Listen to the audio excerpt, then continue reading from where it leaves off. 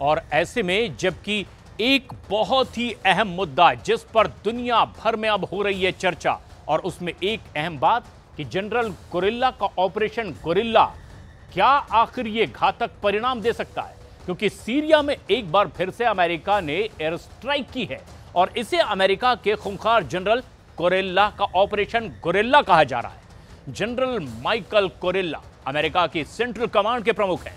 Syria में इस बार America की एयर स्ट्राइक में आईएसआईएस को तगड़ा नुकसान हुआ है। अमेरिका के इस हमले से सीरिया में आतंक की रीढ़ की हड्डी टूट गई है।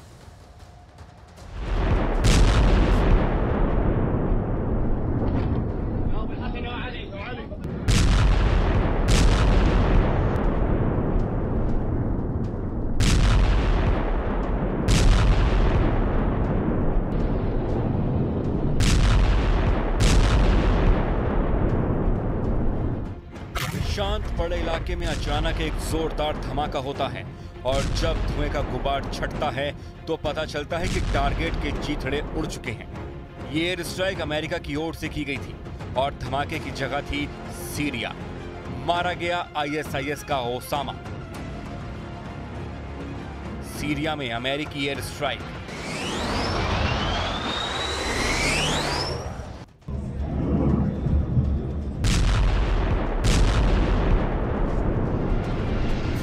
कई आतंकियों के मारे जाने की खबर।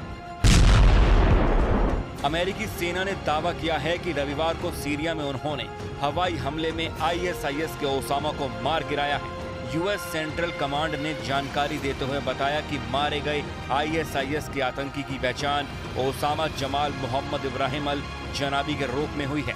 अमेरिकी सेंट्रल कमांड ने सोशल मीडिया एक्स पर पोस्ट शेयर करते हुए कहा कि सीरिया में 16 जून को यूएस सेंट्रल कमांड ने सीरिया में हवाई हमला की, जिसमें आईएसआईएस के एक वरिष्ठ अधिकारी ओसामा जमाल मोहम्मद इब्राहिम अल जनाबी की मौत हो गई। उसकी मौत से आईएसआईएस के संसाधन जुटाने और आतंकी हमले करने की क्षमता कम होगी।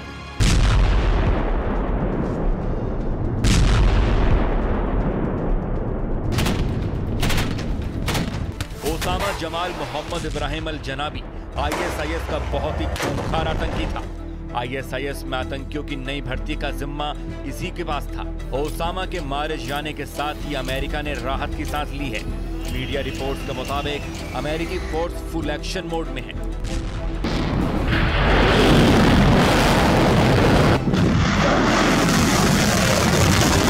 यूएस अफ्रीका कमांड ने लगभग 3 हफ्ते पहले सोमालिया में धरदार के पास एक दूर दराज के इलाके में किए हवाई हमले में 3 आईएसआईएस आतंकवादियों के मारे जाने का अनुमान लगाया गया था। रिपोर्ट के मुताबिक जनवरी से मार्च तक सेंटकॉम और उसके सहयोगियों ने सीरिया में 7 आईएसआईएस ग्रुपों को मार डाला और 27 अन्य को हिरासत में लिया। रिपोर्ट में कहा गया है कि इसी समय के दौरान इराक में 11 आतंकवादी मारे गए और 36 लोगों को हिरासत में लिया गया। इससे पहले अप्रैल में CENTCOM commander general Erik Kurilla ने कहा है कि हम आईएसआईएस के पूरी तरह खात्मे करने के लिए प्रतिबद्ध हैं। आईएसआईएस क्षेत्रीय और वैश्विक शांति के लिए खतरा है। कुरिल्ला ने यह भी कहा था कि इराक और सीरिया के बाहर हिरासत में लिए गए आईएसआईएस आतंकियों की चेन को तोड़ने का प्रयास कर रहे हैं, जिससे कि वो अपनी फिर से पुनर्गठित होने की कोशिश न कर सके।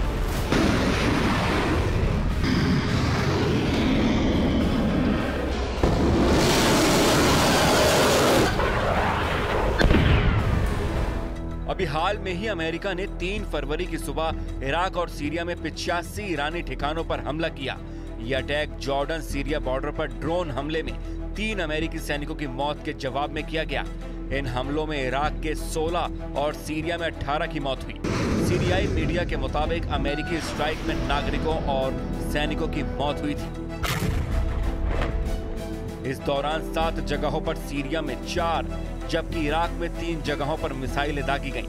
इसमें H-1 स्ट्रेटेजिक बॉम्बर से command and control centre, rocket, missile और ड्रोन स्टोरेज साइट के साथ साथ इंटेलिजेंस ठिकानों को निशाना बनाया गया। 28 जनवरी को जॉर्डन सीरिया बॉर्डर पर बने अमेरिकी बेस टावर 22 पर बैलिस्टिक मिसाइलों से हमला हुआ था। इसमें 3 अमेरिकी सैनिक मारे गए थे और कई घायल हुए थे।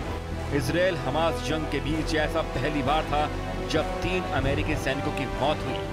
अमेरिका ने इस हमले के पीछे ईरान के समर्थन वाले गुट को जिम्मेदार ठहराया है। सीरिया में आईएसआईएस फिर से उभरने की कोशिश कर रहा है। अमेरिकी सेना इस्लामिक स्टेट के फिर से उभरने से रोकने के लिए वहां तैनात है।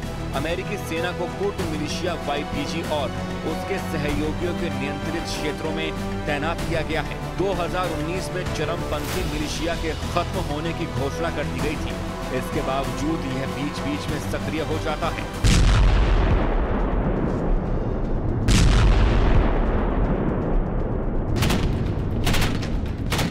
हालांकि जानकारों के अनुसार अमेरिका इस क्षेत्र में अपनी निरंतर सैन्य मौजूदगी से अपने कट्टर दुश्मन ईरान के प्रभाव को सीमित करने की कोशिश कर रहा है। वॉशिंगटन में एक रक्षा अधिकारी के अनुसार लगभग 700 अमेरिकी सैनिक अभी भी जगह जगह सीरिया में हैं। गाजा युद्ध के छिड़ने के साथ ही उनकी तैनाती और भी खतरनाक हो गई है।